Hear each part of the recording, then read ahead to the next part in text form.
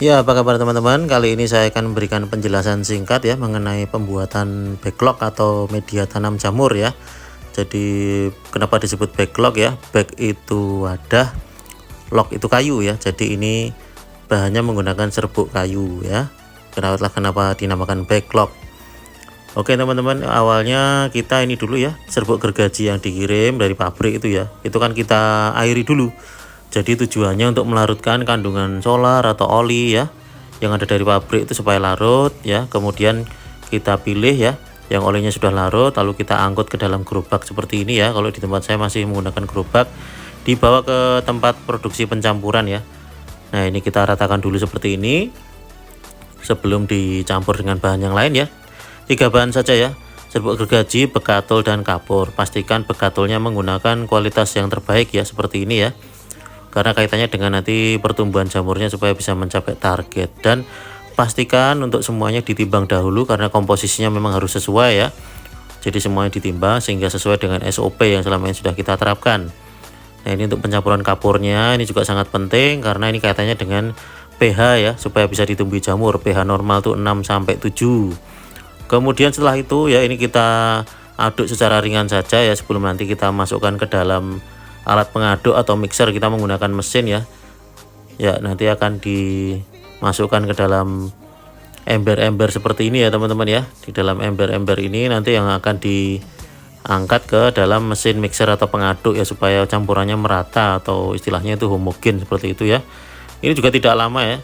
Jadi biasanya tidak sampai ya maksimal 1 menit ya untuk pencampuran 3 ember ini, sekitar 80 sampai 100 kilo ini ya sekali campur.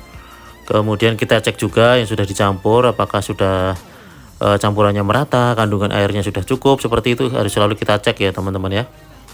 Kemudian kita masukkan ke dalam mesin pengemas otomatis seperti ini ya. Jadi kita sudah menggunakan conveyor seperti ini ya, alat pengemas backlog ini teman-teman ya. Jadi sudah menggunakan mesin, tidak lagi manual ya, karena kaitannya memang supaya produksinya bisa banyak dan mencapai target ya. Ya, jadi ini contohnya alat mesin pengemas backlog yang kita punya ya. Jadi tinggal dipasang saja plastiknya di tabung-tabungnya, kemudian nanti akan mengisi sendiri dan langsung mengepres sendiri nanti mesinnya ya. Jadi seperti ini sudah dikerjakan mesin, sehingga nanti hasilnya juga bisa lebih maksimal dan merata tentunya. Kemudian ini nanti setelah di press ya, itu dipasang cincin seperti ini teman-teman ya. Dipasang cincin, ini tujuannya cincin ini untuk wadah dari bibit ya. Jadi bibit itu nanti dimasukkan di cincin ini ya. Jadinya harus dipasang cincin. Kemudian kalau ini penutupnya ini tujuannya supaya nanti pada saat proses sterilisasi itu kan diuapi ya. Jadi supaya uapnya itu tidak masuk ke dalam backlog ataupun membasahi kapas sebagai penutup nanti ya. Jadi fungsi penutupnya itu untuk melindungi pada saat proses sterilisasi, karena proses sterilisasi itu kan penguapan ya, proses penguapan yang dilakukan untuk mensterilkan backlog sehingga backlognya menjadi steril. Jadi yang nanti yang tumbuh hanya bibit yang kita tanam saja ya. Ya, jadi nanti akan kita susun ke dalam kerat-kerat besi seperti ini. Ini yang nanti akan kita masukkan ke dalam tabung steamer seperti ini ya. Ini alat sterilisasi yang kita miliki seperti ini ya. Satu tabung ini kapasitasnya 650. Jadi kita masukkan, baru nanti kita tutup dengan rapat, lalu kita lakukan proses sterilisasi ya. Jadi kita lakukan dengan proses pembakaran boiler atau tabung besar ini ya. Jadi ini isinya air, kita panasi, nanti akan menghasilkan uap yang masuk ke dalam tabung-tabung tadi ya. Jadi ini kita menggunakan bahan bakar oli bekas teman-teman ya. Jadi itu yang paling efektif, efisien yang selama ini kita gunakan ya. Bahan bakarnya oli bekas. Jadi ini alat steamer yang kita punya ya, dan suhunya juga minimal adalah 100 derajat supaya bakteri ataupun jamur liar itu bisa semuanya mati, sehingga nanti yang tumbuh tentu hanya bibit yang kita tanam ya, bisa jamur tiram ataupun jamur kuping ya, jenis jamur-jamur kayu ya. Kemudian setelah kita lakukan sterilisasi, kita dinginkan dulu ya, tidak langsung kita bibitkan karena kondisi backlog harus dingin dulu, baru nanti bisa kita masukkan bibit supaya nanti backlog maksud saya bibitnya tidak mati karena kepanasan tentunya ya. Jadi ini ruangan pembibitan. Nah, ini pembibitan yang kita lakukan, bibitnya berada dalam botol itu teman-teman ya. Itu bibit dalam botol, medianya serbuk kayu juga.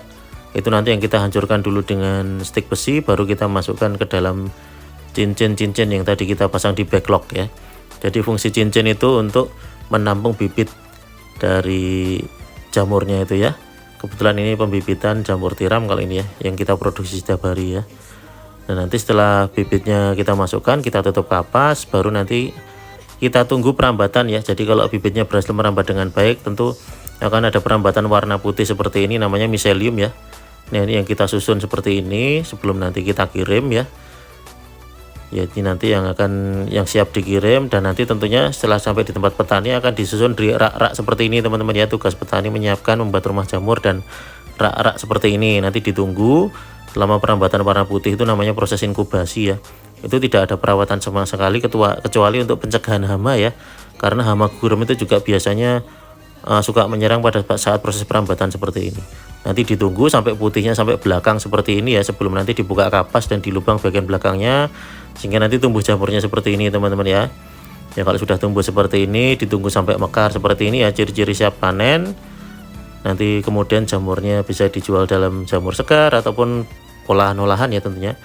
Di tempat kita juga melayani pembelian backlog secara eceran seperti ini teman-teman ya, tidak harus banyak. Dan kalau misalnya banyak nanti bisa kita kirim ya dengan menggunakan kendaraan pickup seperti ini.